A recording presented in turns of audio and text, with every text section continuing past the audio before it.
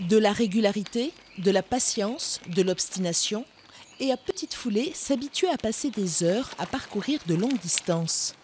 C'est un entraînement de sportif de haut niveau que celui de Brian Krebou, pas celui d'un malade, du moins tel qu'on se l'imagine. Le fait de faire ce défi, je ne sais pas trop comment mon corps va réagir, c'est un peu l'enjeu.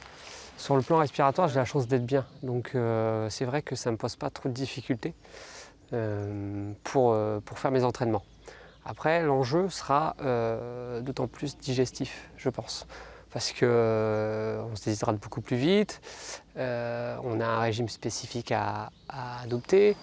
Ils courent, elle pédale, et ensemble, ils travaillent à relever ce défi, traverser la France de part en part, depuis la presqu'île de Gien en Méditerranée jusqu'à Calais, en courant droit devant.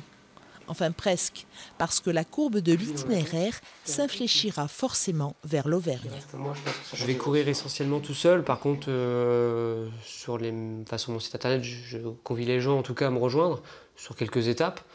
L'idée est aussi de passer dans les casernes de pompiers, parce que je suis pompier volontaire, donc l'idée était de mobiliser les pompiers de toute la France, les inviter à courir avec moi, à m'accueillir dans leur caserne.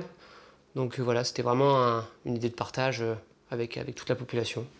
Appel d'ores et déjà entendu dans un certain nombre de villes, comme à Paris. C'est jusqu'au pied de la Tour Eiffel que les marins-pompiers accompagneront Brian Krebou et son épouse. Il y a quand même ce côté où on se dit on va quand même traverser la France, on va voir plein de paysages et tout ça. En plus, je vais être aux photos, donc c'est vrai que je vais pouvoir profiter aussi, plus que lui je pense. Mais il y a aussi cette petite part de stress, de se dire faudra vraiment être là pour lui.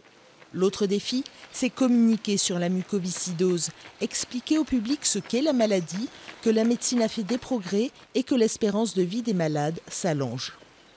Brian entrera en Auvergne le 9 mai prochain et la parcourra 4 jours durant.